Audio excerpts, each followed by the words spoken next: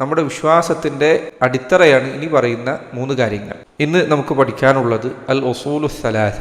അൽ ഉസൂലു അടിത്തറകൾ, അസ്സലാസ 3 അടിത്തറകൾ. ثم اعلم الأصول الثلاثة المنجية من عذاب القبر. ثم اعلم ഇനി നീ പഠിക്കുക അൽ ഉസൂൽ അസ്സലാസ 3 അടിത്തറകൾ നീ പഠിക്കുക.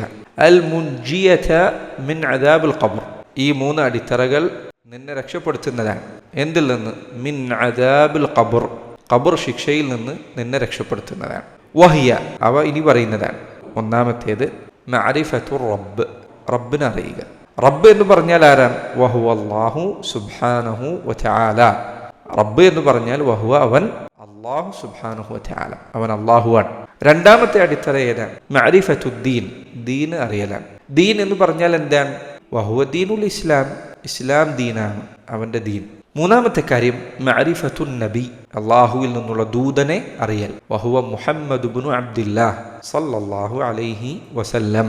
ആരാണ് നിന്റെ നബി? മുഹമ്മദ് ഇബ്നു അബ്ദില്ലാഹ്, അബ്ദുള്ളയുടെ മകനായ മുഹമ്മദാൻ സല്ലല്ലാഹു അലൈഹി വഅലാ ആലിഹി വസഹ്ബിഹി വസല്ലം. ഈ പറഞ്ഞതിനുള്ള തെളിവ് വദ്ദലീലു അലാ ദാലിക ഹദീസു ഫിത്നത്തിൽ ഖബ്ർ, ഈ പറഞ്ഞതിനുള്ള തെളിവ് ഖബ്റിലെ പരീക്ഷണത്തെക്കുറിച്ച് വിവരിക്കുന്ന ഹദീസാണ്. ഏതാണ് ഹദീസ്?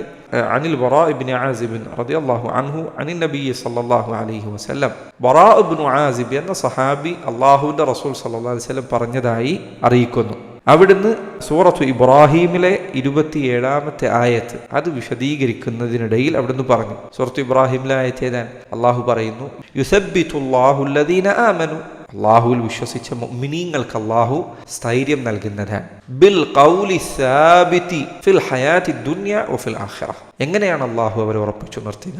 അൽ ഖൗലു സാബിത്, ഉറച്ച വചനം കൊണ്ട്. ഫിൽ ഹയാത്തി ദുനിയ വഫിൽ ആഖിറ, ദുനിയാവിലെ ജീവിതത്തിലും അള്ളാഹു അവരെ ഉറപ്പിച്ചു നിർത്തും, ആഖിറത്തിലും അള്ളാഹു അവർക്ക് ഉറപ്പ് നൽകും. ആഖിറത്തിൽ, പരലോകത്തിൽ അള്ളാഹു അവരെ ഉറപ്പിച്ചു നിർത്തും എന്ന് പറഞ്ഞാൽ അതിന്റെ അർത്ഥം എന്താണ്? റസൂലുള്ളാഹി സ്വല്ലല്ലാഹു അലൈഹി വസല്ലം പറഞ്ഞു, ഐ ഫിൽ ഖബ്രി, അവർക്ക് അള്ളാഹു ഖബ്റിൽ സ്ഥൈര്യം നൽകുന്നതാണ്.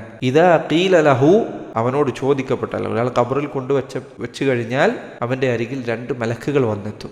എന്നിട്ട് അവനോട് ചോദിക്കും, മൻ റബ്ബുക, നിന്റെ റബ്ബാരാണ്? അതുപോലെ വമാ ദീനുക, നിന്റെ ദീനേതാണ്? വമൻ നബിയുക, നിന്റെ നബിയാരാണ്? ഈ ചോദ്യങ്ങൾ അവനോട് ചോദിക്കുന്നതാണ്. അപ്പൊ ഈ സന്ദർഭത്തിൽ അള്ളാഹു സുബ്ഹാനഹു വതആല മുഅ്മിനായ ഒരാൾക്ക് ഉറച്ച വാക്കുകൊണ്ട് അള്ളാഹു സഹായിക്കുന്നതാണ്. ഈ 3 അടിത്തറകൾ നീ പഠിച്ചാൽ ഖബറിലെ ശിക്ഷയിൽ നിന്ന് നിനക്ക് രക്ഷപ്പെടാം. ഖബറിലെ ശിക്ഷയിൽ നിന്ന് നിനക്ക് രക്ഷപ്പെടാൻ കഴിഞ്ഞാലോ നിനക്ക് പരലോകത്ത് രക്ഷപ്പെടാം.